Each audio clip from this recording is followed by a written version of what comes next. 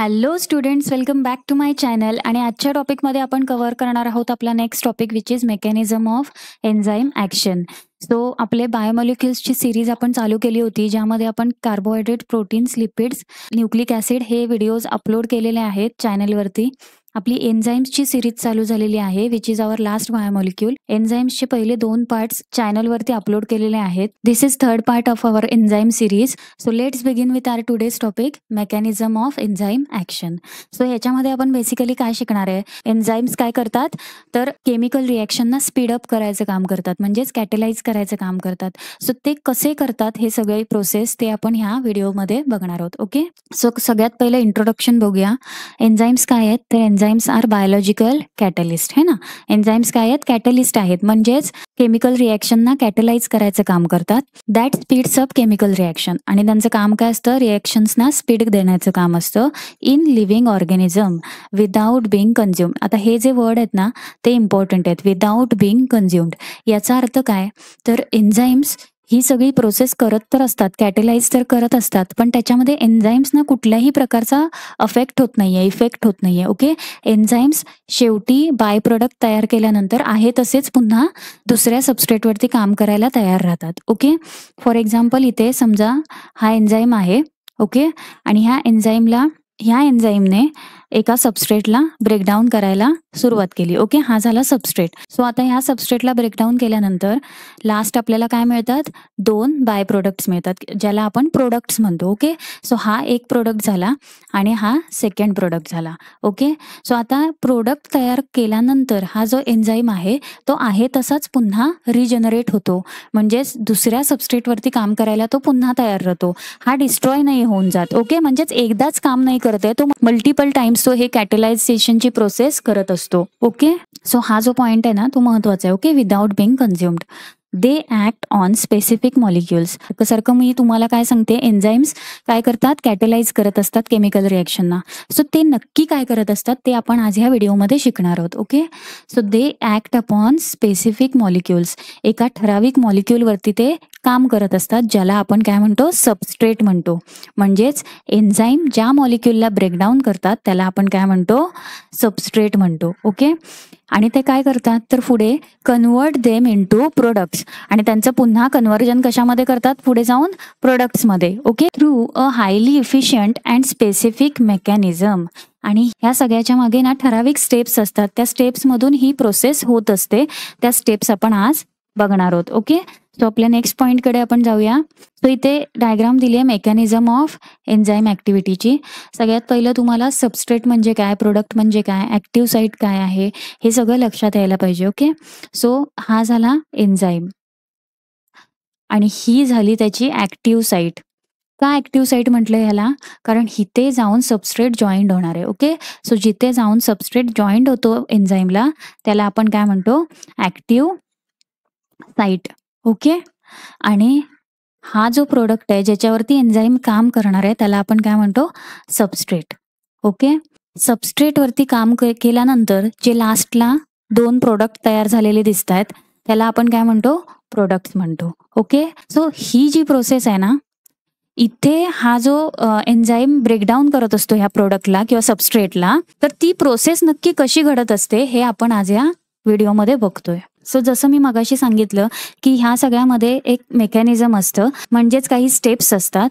So काय steps असतात ते आपण एक एक करून बघूयात. Okay, so steps in enzyme action. सगळ्यात पहिलं तर सबस्ट्रेट बाइंडिंगची स्टेप असते. सो सबस्ट्रेट बाइंडिंग म्हणजेच काय तर एन्झाईमला जाऊन सबस्ट्रेट ज्यावेळेला ॲक्टिव्ह साईटवरती चिकटतो त्याला आपण काय म्हणतो, सबस्ट्रेट बाइंडिंग. सो इथे त्यांनी काय सांगितलंय, the enzyme has specific region. एन्झाईमकडे एक स्पेसिफिक रिजन आहे ज्याला आपण काय म्हणतो, ॲक्टिव्ह साईट म्हणतो. आणि ती ॲक्टिव्ह साईट काय करते तर ह्या सबस्ट्रेटला रेकॉग्नाइज करते आणि बाइंड करते. म्हणजेच ह्या सबस्ट्रेटला चिकटवण्याचं काम कोण करत असतं, ॲक्टिव्ह साईट करत असते. ॲक्टिव्ह साईटचंच काम आहे आलेल्या सबस्ट्रेटला ओळखायचं, रेकॉग्नाइज करायचं आणि त्याला जाऊन चिकटायचं. ओके, सो ही झाली आपली पहिली स्टेप. आता सबस्ट्रेट जाऊन एन्झाईमला चिकटलेला आहे. सेकंड स्टेप असते कॅटलिसिस. सो ते नक्की कसं होतं ते आपण बघूया. The binding of substrate causes changes. आता एकदा का हा सबस्ट्रेट येऊन एन्झाईमला चिकटला की मग हळूहळू चेंजेस घडायला सुरुवात होते. आता चेंजेस म्हणजेच काय तर हा जो सबस्ट्रेट आहे त्याच्या केमिकल बॉन्डमध्ये इलेक्ट्रॉन डिस्ट्रीब्यूट व्हायला लागतात. आता हा जो सबस्ट्रेट आहे याच्या केमिकल बॉन्डमध्ये हळूहळू इलेक्ट्रॉन डिस्ट्रीब्यूट व्हायला लागतात. म्हणजेच काय, तर काही त्याचे बॉन्ड असतात ते ब्रेक होऊन जातात, काही नवीन बॉन्ड तयार व्हायला लागतात आणि अशा पद्धतीने तिथे रिॲक्शन व्हायची सुरुवात होते. ओके, अशा पद्धतीने तिथे केमिकल रिॲक्शन व्हायची सुरुवात होते आणि ज्यामुळे नंतर प्रोडक्ट्स तयार होतात. ओके, सो त्यांनी काय सांगितलंय, binding of substrate causes changes in electron distribution in chemical bond of substrate which causes reaction by which products are formed. Okay, so हा थर्ड पॉईंट काय आहे, फॉर्मेशन ऑफ प्रोडक्ट. सो इथे जे मी तुम्हाला सांगितलंय ना की रिॲक्शन मधूनच प्रोडक्ट तयार होतात, तोच पॉईंट मी इथे दिलेला आहे. मी वेगळा का लिहिलाय तर तुम्हाला स्टेप बाय स्टेप लक्षात राहण्यासाठी मुद्दामून इथे हा पॉईंट टाकलेला आहे. ओके, सो फॉर्मेशन ऑफ प्रोडक्टमध्ये काय होतं, तर chemical reaction convert substrate into product. Chemical reaction काय करते, या सबस्ट्रेटचं कन्व्हर्जन करते प्रोडक्टमध्ये. Okay, and last point is release of the product. आता प्रोडक्ट तर तयार झाला, आता एन्झाईम काय करणार आहे, त्याला बाहेर रिलीज करणार आहे, टाकणार आहे. सो द प्रोडक्ट म्हणजे जो तयार झालेला प्रोडक्ट आहे are released by enzymes. Enzymes काय करतात, तो तयार झालेला प्रोडक्ट रिलीज करतात आणि पुन्हा एन्झाईम रिजनरेट होतात फॉर अनादर सायकल. मी मगाशी सांगितलं प्रोडक्ट रिलीज नंतर एन्झाईम आहे तसाच राहतो, तो पुन्हा रिजनरेट होतो आणि नवीन सबस्ट्रेटवरती काम करायला तयार होतो. ओके, सो हा पॉईंट विसरायचा नाहीये रिजनरेशनचा. ओके, सो आपण इथे स्टेप्समध्ये काय काय स्टेप्स बघितल्यास, एक तर सबस्ट्रेट बाइंडिंग होतं, मग कॅटॅलिसिस होतं, फॉर्मेशन ऑफ प्रोडक्ट आणि रिलीज. हे तुम्हाला स्टेप्सची नावं आहेत ना टेक्स्टबुकमध्ये दिलेली नाही आहेत, तुम्हाला डायरेक्ट आहे ना असं पॅरेग्राफमध्ये हे टेक्स्टबुकमध्ये दिलेलं आहे. तर हे मी तुम्हाला इझी पडण्यासाठी, लक्षात राहण्यासाठी असे नोट्स बनवलेले आहेत. ओके, सो वेगवेगळ्या सायंटिस्टने त्यांच्याप्रमाणे वेगवेगळे मॉडेल्स दिलेले आहेत. सो इथे तुम्हाला ह्या सिलेबसमध्ये 2 मॉडेल्स आहेत. फर्स्ट आहे लॉक अँड की मॉडेल आणि सेकंड आहे induced fit model. Okay, so सगळ्यात पहिलं मॉडेल आपण बघूया, lock and key model. Okay, नावावरून लक्षात ठेवायचं, नाव काय सांगते आपल्याला, lock and key model. So आता मी पुढे पुढे जसं तुम्हाला एक्सप्लेन करणार आहे ना तसं तुम्हाला समजत जाईल. ओके, 1894 मध्ये एमिल फिशर नावाचे सायंटिस्ट आहेत, त्यांनी हा lock and key model introduce केलाय. ओके, सो सगळ्यात पहिलं त्यांची कन्सेप्ट काय आहे, तर त्यांना नक्की काय सांगायचं याच्यामधून ते बघूया. The enzymes active site has rigid shape that fits the substrate like a lock and की. आता त्यांचं काय म्हणणं आहे, एन्झाईम जो आहे त्याची जी ॲक्टिव्ह साईट आहे ना ती एकदम रिजिड आहे. रिजिड म्हणजेच काय, कडक आहे असं त्यांना म्हणायचं आहे. फॉर एक्झाम्पल इथे इमेजमध्ये बघा, हा एन्झाईम आहे. ओके, हा एन्झाईम आहे आणि ही झाली त्याची ॲक्टिव्ह साईट आहे ना. सो त्यांचं असं म्हणणं आहे, कोणाचं, लॉक अँड की मॉडेलमध्ये एमिल फिशरचं म्हणणं असं आहे की ही जे ॲक्टिव्ह साईटची शेप आहे ना तो रिजिड आहे, म्हणजेच कडक आहे, तो बदलत नाहीये, चेंज होत नाहीये. जसं की सपोज इथे तुम्ही इमॅजिन करा की 2 लाकडाची भांडी ठेवलेली आहेत, तर त्याचा शेप चेंज होणार आहे का, त्याच्यामध्ये काही आपण टाकलं तर त्याचा शेप चेंज होईल का, नाही. सो तसंच इथे एमिल फिशर काय सांगतात की ही जी ॲक्टिव्ह साईट आहे त्याचा शेप कसा आहे, रिजिड आहे सांगतायत ते. रिजिडचा अर्थ काय असतो, कडक. ओके, ज्यामुळे काय होतं, सबस्ट्रेट जो आहे, हा जो सबस्ट्रेट आपल्याला इथे दिसतोय तो त्या ॲक्टिव्ह साईटमध्ये लॉक आणि की मॉडेल सारखाच फिट होणार आहे. म्हणजेच त्यांना काय सांगायचंय, तर हा जो सबस्ट्रेट इथे आपल्याला दिसतोय तो जर ह्या ॲक्टिव्ह साईटच्या शेप सोबत मॅच झाला तरच तो तिथे जाऊन जॉईंट होणार आहे, नाहीतर पुढचा कुठला तरी दुसरा एन्झाईम त्याला रेकग्नाइज करेल ज्याचा शेप त्याच्यासोबत मॅच असणार आहे. ओके, सो त्यांचं लॉक अँड की मॉडेलची कन्सेप्ट काय आहे, तर शेप सगळ्यात पहिलं तर एन्झाईमचा जो ॲक्टिव्ह साईटचा शेप आहे तो रिजिड आहे आणि दुसरं त्यांना असं म्हणायचंय, तो शेप रिजिड असल्यामुळे सबस्ट्रेट जर त्या शेपमध्ये फिट होत असेल तरच तिथे जाऊन चिकटणार आहे. ओके, ही झाली कन्सेप्ट. आता एक्सप्लेनेशन बघूया आपण याचं. तर सबस्ट्रेट ज्याला आपण की म्हटलोय, ओके, ते काय म्हणतात, सबस्ट्रेट काय आहे, की आहे आणि जी ॲक्टिव्ह साईट आहे ती काय आहे, लॉक आहे. ओके, याच्यामध्ये हा जो सबस्ट्रेट आहे याला की म्हणतात आणि हा जो ॲक्टिव्ह साईट आहे त्याला लॉक म्हटलेलं आहे. Okay, so the substrate fits perfectly in to the enzymes active site. आता लॉक अँड की मॉडेलमध्ये त्यांना सांगायचं आहे की सबस्ट्रेट हा एकदम परफेक्टली जाऊन फिट होतो एन्झाईमच्या ॲक्टिव्ह साईटमध्ये. Only correct substrate can bind and form the product. जर सबस्ट्रेट करेक्ट असेल म्हणजे त्याचा शेप जर मॅच होत असेल ॲक्टिव्ह साईट सोबत तरच तो बाइंड होईल आणि पुढे जाऊन प्रोडक्ट तयार होईल. ओके, समजा जर तो बाइंड झाला तर पुढे काय होणार आहे, after the reaction the product leaves and the enzyme is free for reuse. म्हणजेच त्यांना काय म्हणायचं, रिॲक्शन झाल्यानंतर प्रोडक्ट रिलीज होतो. तुम्ही इथे रिलीज सुद्धा म्हणू शकता, मी म्हटलंय प्रोडक्ट लिव्स म्हणजे काय, निघून जातो.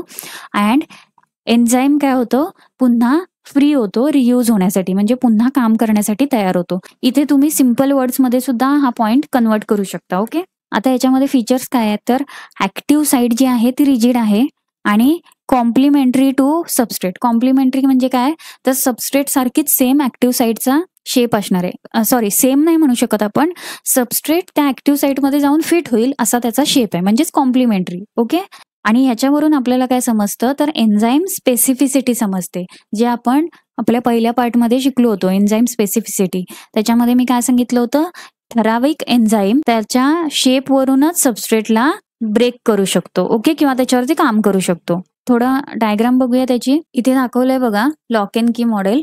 सो याच्यामध्ये एन्झाईमची ऍक्टिव्ह साईट आणि जर सबस्ट्रेटचं शेप बघाल तर तो सिमिलर आहे. त्यामुळे काय झालंय, हा सबस्ट्रेट इथे जाऊन ऍक्टिव्ह साईटला बाइंड झाला.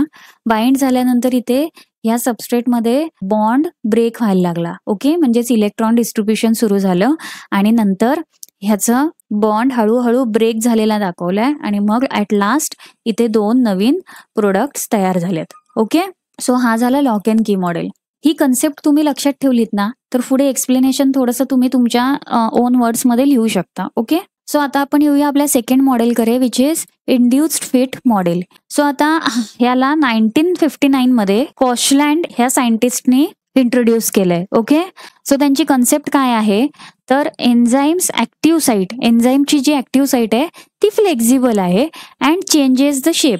Scientist M L. फिशर जे आपल्याला सांगत होते लॉक अँड की मॉडेलमध्ये, बरोबर त्याच्या अपोजिट हे कॉशलँड सायंटिस्ट बोलतायत. ओके, ते काय म्हणतात, ऍक्टिव्ह साईट जी आहे एन्झाईमची ती फ्लेक्झिबल आहे आणि चेंज होते. म्हणजेच काय, तर त्याचा शेप आहे तो चेंज होत राहतो. कशा पद्धतीने चेंज होतो, तर टू फिट द सबस्ट्रेट, म्हणजे कुठल्याही प्रकारचा सबस्ट्रेट येऊ देत, एन्झाईम काय करतात, शेप चेंज करायला लागतात त्याच्या ऍक्टिव्ह साईटचा. ओके, सो एक्सप्लेनेशन मध्ये काय सांगितलंय बघा. सगळ्यात पहिलं तर काय होतं, आपण बघितलंय सगळ्यात पहिली step substrate binding. Okay, so substrate binding झाल्यामुळे काय होतं, कन्फर्मेशनल चेंजेस सुरू होतात. आता कन्फर्मेशनलचा इथे मी अर्थ तुम्हाला पहिल्या पार्ट पासून सांगते. बायोमॉलिक्युल्स मध्ये कन्फर्मेशनचा अर्थ इथे असतो शेप. सो शेप चेंजेस व्हायला सुरुवात होते. ओके, सो ज्या वेळेला सबस्ट्रेट येतो आणि ऍक्टिव्ह साईटला बाइंड होतो त्यावेळेला त्याच्यामुळे काय होतं, कन्फर्मेशनल चेंजेस व्हायला लागतात, म्हणजे शेप चेंज व्हायला लागतो for better fit. Okay, ensuring maximum inter reactions and lowering activation energy. ज्या वेळेला सबस्ट्रेट येऊन बाइंड होतो एन्झाईमच्या ऍक्टिव्ह साईटला त्यावेळेला शेप चेंज व्हायला लागतो, म्हणजेच कन्फर्मेशनल चेंजेस व्हायला लागतात आणि त्याच्यानंतर इंटरॅक्शन सुरू होतं कोणामध्ये, सबस्ट्रेटमध्ये आणि ऍक्टिव्ह साईटमध्ये. आणि एन्झाईम्स काय करतात, तर ही जी ऍक्टिव्हेशन एनर्जी आहे ती लो करतात. सो आता आपण बघूया ऍक्टिव्हेशन एनर्जी म्हणजेच काय. ओके, सो इथे डायग्राम मध्ये बघा, सगळ्यात पहिलं तर ही जी स्टेप असते जिथे सबस्ट्रेट येऊन ऍक्टिव्ह साईटला बाइंड करतो त्यावेळेला आपण काय शिकलो, की इथे बॉन्ड ब्रेक व्हायची सुरुवात होते ना, इलेक्ट्रॉन डिस्ट्रीब्युशन व्हायला लागतं आणि बॉन्ड हळूहळू ब्रेक व्हायला लागतो. सो ह्या सगळ्यासाठी एनर्जीची गरज लागते ना, एनर्जीची गरज लागते. सो ही जी एनर्जी आहे, जर तुम्ही बघितलं तर हे आता आपण एकच एन्झाईम बद्दल बोलतोय, पण आपल्या बॉडीमध्ये किंवा लिव्हिंग ऑर्गॅनिझमच्या बॉडीमध्ये हजारो सेल्स आहेत आणि प्रत्येक सेलमध्ये हजारो रिएक्शन्स कंटिन्युअसली घडत असतात. सो ह्या हजारो रिएक्शन्ससाठी किती एनर्जीची गरज लागत असेल. सो आता इथे एन्झाईम्स आपल्याला मदत करतात.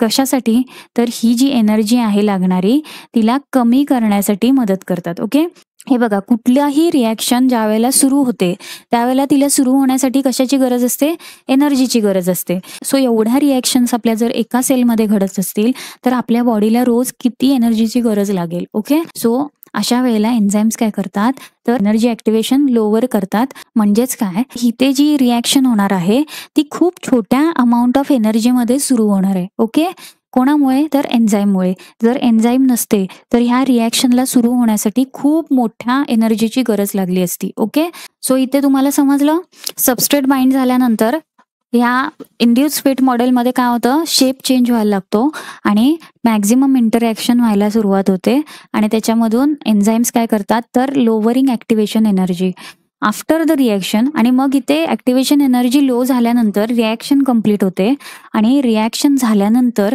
प्रोडक्ट तयार होतो आणि तो रिलीज केला जातो. Product is released and the enzyme regains its original shape. पुन्हा एन्झाईम काय होतो, त्याच्या ओरिजिनल शेपमध्ये येतो. आता इथे त्यांनी काय सांगितलंय बघा नीट. एकतर सबस्ट्रेट आला, त्याच्यानंतर त्यांनी त्याचा शेप बदलला, शेप बदलून झाल्यानंतर त्याच्यामध्ये रिॲक्शन सुरू होते, रिॲक्शन झाल्यानंतर प्रोडक्ट तयार होतो, प्रोडक्ट बाहेर पडतो आणि एन्झाईम पुन्हा त्याच्या ओरिजिनल शेपमध्ये येतो. ओके. सो इथे फीचर्स काय सांगितलेत त्यांनी, explain the dynamic nature of enzyme action.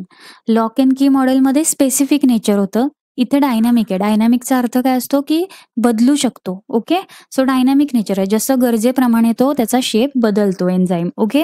So इथे डायग्राममध्ये थोडं समजून घेऊया. सगळ्यात पहिलं तर हा एन्झाईम आहे. ओके. आणि ही झाली एन्झाईमची ॲक्टिव्ह साईट. हा आहे सबस्ट्रेट. सबस्ट्रेट आला, इथे तुम्ही जर ॲक्टिव्ह साईटचा शेप आणि या सबस्ट्रेटचा शेप बघितलात तर कम्प्लिटली डिफरंट आहे. पण इथे आपण इंड्यूस फिट मॉडेलमध्ये काय शिकलोय तर एन्झाईम ह्या सबस्ट्रेटप्रमाणे त्याचा शेप बदलतो, जसं त्यांनी इथे दाखवलंय बघा. इथे एन्झाईमने काय केलं, त्याचा शेप बदलला, ज्याला आपण काय म्हणतो कन्फर्मेशनल चेंजेस. कन्फर्मेशनचा अर्थ मी काय सांगितला, शेप. ओके. आता चेंजेस झाले, एन्झाईमने चेंज केलाय, आता सबस्ट्रेट जाऊन त्याच्यामध्ये फिट होणार आहे. ओके. इथे फिट झाला सबस्ट्रेट. सो इथे रिॲक्शन्सची सुरुवात होते आणि इथे रिॲक्शनची सुरुवात होण्यासाठी ह्या रिॲक्शनला लागते एनर्जी. ओके. आणि ही एनर्जी खूप कमी प्रमाणात लागावी म्हणून हे एन्झाईम काय करत असतात, ह्या रिॲक्शनला मदत करत असतात. ओके. सो खूप कमी प्रमाणात एनर्जीमध्ये ही रिॲक्शन सुरू होते आणि मग बॉन्ड ब्रेक होतो आणि बॉन्ड ब्रेक झाल्यानंतर त्याच्यापासून 2 नवीन प्रोडक्ट्स तयार होतात. ओके. सो हा झाला इंड्यूस फिट मॉडेल, जो कम्प्लिटली अपोजिट आहे आपल्या लॉक अँड की मॉडेलला. सो इथे मी कंपॅरिझनचा चार्ट दिलेला आहे, lock and key model versus induce fit model. Okay. So हा जर चार्ट तुम्ही लिहून घेतला तर तुम्हाला पॉईंट्स लिहायला खूप इझी जाईल. ओके. तुम्ही तुमच्या ओन वर्ड्समध्ये हे पॉईंट्स डिस्क्राईब करू शकता. जसं इथे फीचर्स दिलेले आहेत आणि इथे मॉडेल आहेत. ओके. हा झाला लॉक अँड की मॉडेल आणि हा झाला इंड्यूस फिट मॉडेल. सो इथे सगळ्यात पहिलं लॉक अँड की मॉडेलला कोणी प्रपोज केलंय तर एम.एल. फिशर सायंटिस्ट यांनी 1894 मध्ये लॉक अँड की मॉडेलला प्रपोज केलं आणि इंड्यूस फिट मॉडेलला कोणी प्रपोज केलं तर डॅनियल कॉशलँड. त्यानंतर nature of active site. Active site कशी असते लॉक अँड की मॉडेलची, रिजिड असते आणि प्री शेप्ड असते. प्री शेप म्हणजेच काय, पहिल्यापासून त्याचा शेप ठरलेला असतो आणि तो बदलत नाही. ओके. इकडे इंड्यूस फिट मॉडेलमध्ये फ्लेक्झिबल आहे आणि ॲडॅप्टेबल आहे. ॲडॅप्टेबल म्हणजे काय, जसा सबस्ट्रेट येईल त्या पद्धतीने तो स्वतःला चेंज करतो, ॲडॅप्ट करतो. Fit between enzyme and substrate. इथे काय होतं, लॉक अँड की मॉडेलमध्ये सबस्ट्रेट एक्झॅक्टली फिट होतो कोणासारखा, लॉक आणि की सारखा. इंड्यूस फिट मॉडेलमध्ये ॲक्टिव्ह साईट काय करते, ॲडजस्ट करते त्याच्या शेपला सबस्ट्रेट सोबत फिट होण्यासाठी. Adjust shape to fit substrate. Explanation of enzyme specificity. Lock and key मॉडेलमध्ये एन्झाईमची स्पेसिफिसिटी खूप छान पद्धतीने एक्सप्लेन केली गेलेली आहे. म्हणजेच काय तर स्पेसिफिक सबस्ट्रेटवरतीच एन्झाईम काम करतो असं ह्यांना सांगायचंय, लॉक अँड की मॉडेलला सांगायचंय. आणि इथे डॅनियल कोशलँड काय सांगतात इंड्यूस फिट मॉडेलमध्ये, ह्याच्यामध्ये एक्सप्लेन केली गेलेली आहे. इथे डायनामिक लिहायचंय. ओके. स्पेसिफिसिटी नाही लिहायचंय. सो इथे मी चेंज करते, डायनॅमिक लिहायचंय. Okay. Explains dynamic nature of enzyme. Enzyme conformational changes. आता कन्फर्मेशनल चेंजेस म्हणजेच काय, shape change. Lock and key मॉडेलमध्ये तर शेप चेंजच होत नाही, नो चेंजेस ऑकर. आणि इथे conformational change occur on substrate binding. जसं सबस्ट्रेट असेल त्या पद्धतीने त्याचे कन्फर्मेशनल चेंजेस होत असतात. ओके. सो इथे काही गोष्टी तुम्हाला लक्षात ठेवायच्या आहेत. ओके. सो सगळ्यात पहिली आहे ॲक्टिव्ह साईट. ॲक्टिव्ह साईट म्हणजेच काय, रिजन ऑफ एन्झाईम, म्हणजेच एन्झाईम वरती असणारा एक पार्ट आहे ज्याला सबस्ट्रेट जातो आणि बाइंड करतो. ओके. त्याला आपण काय म्हणतो, ॲक्टिव्ह साईट. सेकंड आहे सबस्ट्रेट. सबस्ट्रेट म्हणजेच काय, असा मॉलिक्यूल ज्याच्यावरती एन्झाईम काम करणार आहे, म्हणजेच काय, molecule acted upon bye enzyme. Product resulting in molecule after reaction. Product म्हणजेच काय, रिॲक्शन नंतर, आफ्टर रिॲक्शन जो रिझल्टिंग मॉलिक्यूल असतो, म्हणजे शेवटला रिझल्टमध्ये जो आपल्याला मॉलिक्यूल मिळतो त्याला आपण काय म्हणतो, प्रोडक्ट म्हणतो. कॅटलिस्ट म्हणजे काय, substance that speeds up a reaction without Bing consumed. Catalyst म्हणजेच काय, तर असा सबस्टन्स जो रिॲक्शनला स्पीड देतो आणि स्वतः आहे तसाच राहतो. ओके, त्याला आपण काय म्हणतो, कॅटलिस्ट म्हणजेच एन्झाईम. ओके, आणि लास्टला ऍक्टिव्हेशन एनर्जी म्हणजेच काय, तर minimum energy required to start a reaction. एखाद्या रिएक्शनला सुरू करण्यासाठी खूप कमी प्रमाणात एनर्जीची गरज लागते, त्यालाच आपण काय म्हणतो, activation energy. Okay, I hope तुम्हाला आजचा टॉपिक व्यवस्थित कळला असेल. काही डाऊट्स असतील तुम्हाला आजच्या टॉपिकमध्ये तर कमेंट सेक्शनमध्ये नक्की विचारा. आणि आजचा व्हिडिओ तुम्हाला आवडला असेल तर व्हिडिओला लाईक करा, तुमच्या फ्रेंड्ससोबत शेअर नक्की करा. आणि माझं चॅनल तुम्हाला आवडत असेल तर चॅनलला सबस्क्राईब करा. आणि सबस्क्राईबच्या बाजूला जे ऑलचं बटन येतं ते सुद्धा प्रेस करा. त्यामुळे तुम्हाला माझ्या सगळ्या व्हिडिओचे नोटिफिकेशन्स मिळतील. माझ्या व्हिडिओला हाईप करायला विसरू नका, त्यामुळे मला माझं चॅनल ग्रो होण्यासाठी हेल्प मिळेल. सो भेटूया आपल्या नेक्स्ट व्हिडिओमध्ये. Till then keep watching.